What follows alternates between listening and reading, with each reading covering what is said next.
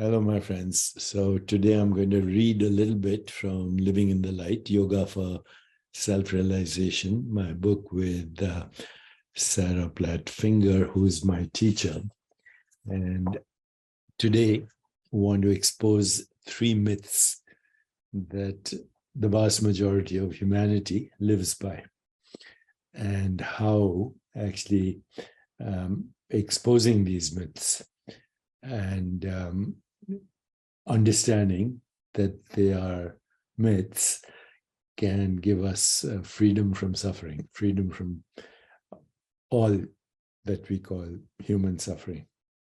Okay, so I'm reading from page 97, just a little bit. You are captive inside your body. That's myth number 1. Myth number 2, you were created out of matter. And myth number 3, your brain is doing the thinking. Okay, so maybe I'll just read this and then I'll explain it a little bit more. Myth number 1, you're captive inside your body. Can you feel yourself inside your head, looking out at the world, taking in its sights, sounds, smells, and textures? This is such a convincing experience that it is hard to fathom that it is false. But Royal Yoga teaches that it isn't. You aren't. You're not in your head or your body at all.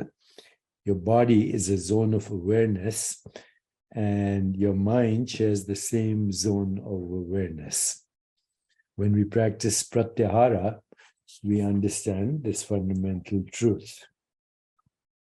Myth number 2, you were created out of matter. This myth was born out of the worldview that traces all of creation back to physical events, processes, and things. The thing that can be as small as a quark, the event as titanic as the Big Bang. Worldviews are consistent, but that doesn't make them the truth. Once again, pratyahara will free you from this myth. And myth number 3, your brain is doing the thinking. Turning the brain into a thinking organ is an offshoot of materialism. Whenever you're tempted to believe that your brain is the thinker, not you, look around you. Is your TV making the actors in a movie do what they do? Has the piano in the corner learned how to play Bach?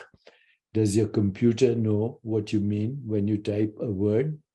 A television, a piano, and a computer are passive instruments waiting for consciousness to activate them.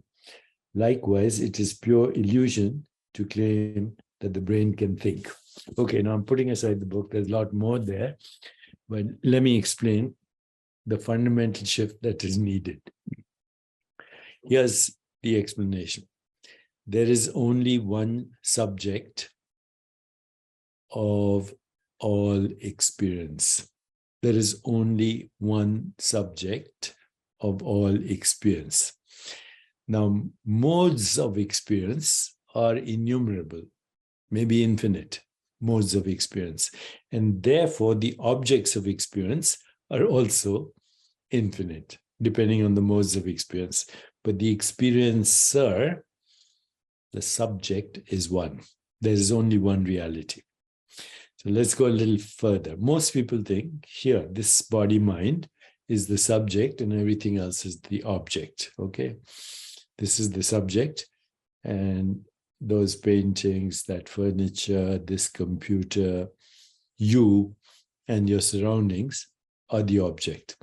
This is because of the illusion that I am inside my body, or what I call I am is inside my body.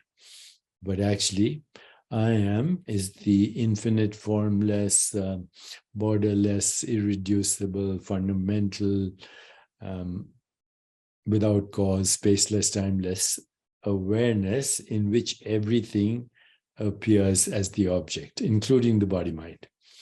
So the body-mind is not the subject. The body-mind is as much an object that goes along with this experience that we call the universe. This body-mind and this world correspond, and they appear simultaneously on the screen of consciousness.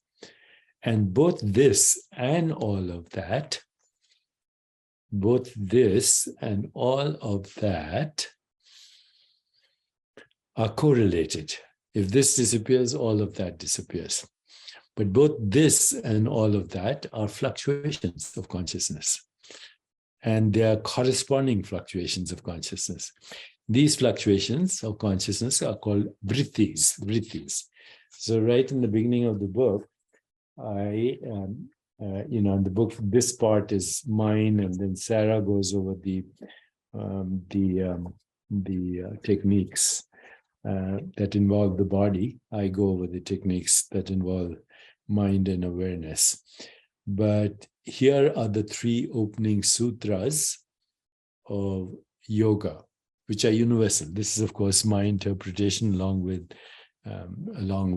Sarah's, but there are many interpretations, but they all start with the three opening sutras.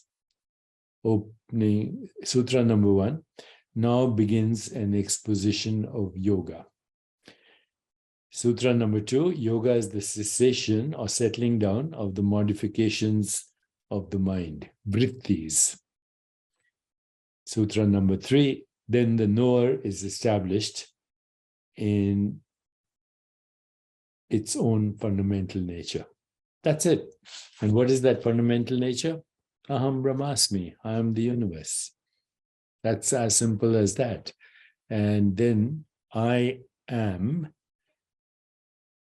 is experiencing as the subject this body-mind, all body-minds, and all of this, all the objects, all the situations, all the circumstances, all the events, all the people, all the trees, all the stars, all the insects, all the water animals, all the earth animals, Milky Way galaxy, other galaxies, infinite galaxies, all recycling in this infinite awareness and evolving simultaneously as the modifications of chitta.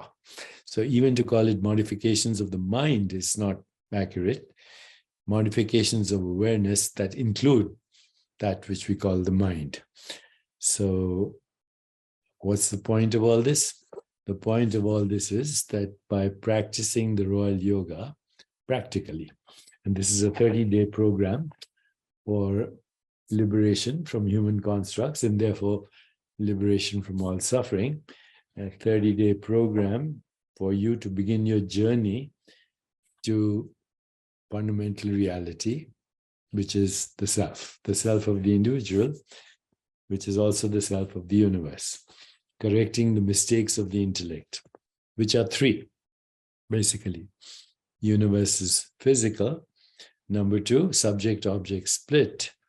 And number 3, the human look of the universe is the real picture of the universe, when in fact the reality always is infinite possibilities appearing as infinite looks or pictures of the universe, and you are that.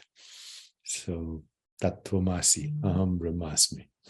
Let's keep following up on this, and I hope when you read this book, it'll be much clearer, if it is not clear already.